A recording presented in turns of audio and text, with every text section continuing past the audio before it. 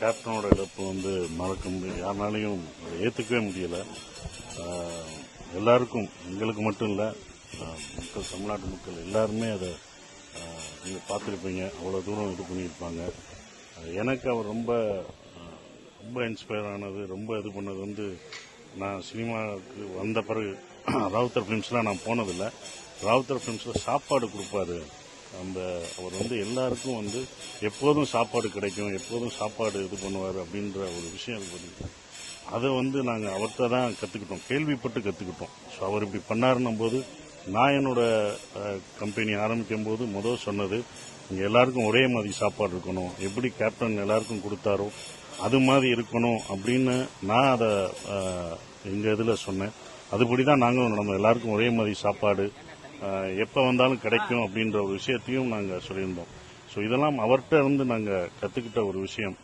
நான் வெளியில் போனாலும் இப்பயும் சொல்கிறாங்க, நீங்கள் உங்கள் கம்பெனியில் இப்படி சாப்பாடு கொடுப்பீங்கன்னு சொன்னாலும் அதுக்கெல்லாம் ஒரு சந்தோஷப்படுத்தி நம்மளை இப்படி ஊக்கப்படுத்தினது கேப்டன் தான் அப்படின்றது.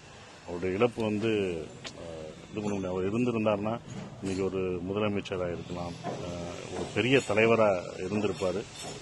அவர் இழப்பு வந்து பார்க்குறோம். எம்ஜிஆர் அவர்கள் எப்படி இறங்கும்போது எவ்வளோ ஒரு கூட்டம் எப்படி இருந்ததோ அதே மாதிரி தான் கேப்டன் அவர்களுக்கு இருக்குது. இன்னும் நிறைய பேர் வந்து பார்த்துக்கிட்டு இருக்காங்க, அவருடைய சமாதிகளுக்கு வந்து பார்த்துட்டு இருக்காங்க. ஏன்னா அவர் செஞ்ச அந்த கொடை தான், அதுதான் வந்து அவர் எல்லாருக்கும் உதவி செஞ்சதை பல ஊர்லேருந்து இன்னும் வந்து பார்த்துட்டே இருக்காங்கன்னா அந்த இதுதான். ஸோ அது எங்களுக்கும் அவருடைய இழப்பு பெரிய இழப்பாக நான் நினைக்கிறேன். நடிகர் சங்கத்தில் நிறைய உதவி புதுசாக கட்டக்கூடிய கட்டடத்துக்கு அவருடைய பேரை கோரிக்கை வைக்கிறாங்க.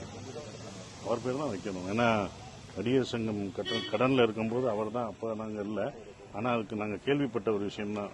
எல்லாத்தையும் கூட்டிகிட்டு போய் நடிகர் சங்கத்து கட்டடத்துக்கு அது கடன் அடைச்சாரு அப்படின்ற ஒரு விஷயத்தை இது பண்ணியிருக்கோம். இப்போ நாங்கள்லாம் நடிகர் சங்கத்தில் இருக்கோம்னா அது வந்து அவர் என்ன பண்ணணும்னா அவருடைய இதுதான் கடன் அடைச்சாங்க. ஸோ அவர் பேர் வைக்கிறதுல யாருமே அதை வந்து நிராகரிக்க முடியாதுன்னு யாரும் சொல்ல முடியாது. அது கண்டிப்பாக வச்சு தான் ஆகணும்னு நான் நினைக்கிறேன். ஸோ அதனால் அவங்க வைப்பாங்க, தலைவர்லாம் சேர்ந்து முடிவு எடுப்பாங்க. சில முன்னணி நடிகர்கள் இதுவரைக்கும் பார்த்து வருவாங்க, நீங்கள் வருவாங்க. அது யாரையும் நம்ம வந்து இதை வந்து சொல்ல முடியாது, வரணும் என்ன சூழல் இதெல்லாம் சொல்ல முடியாது. ஸோ அவங்க வருவாங்க, நீங்கள் வந்து இப்போ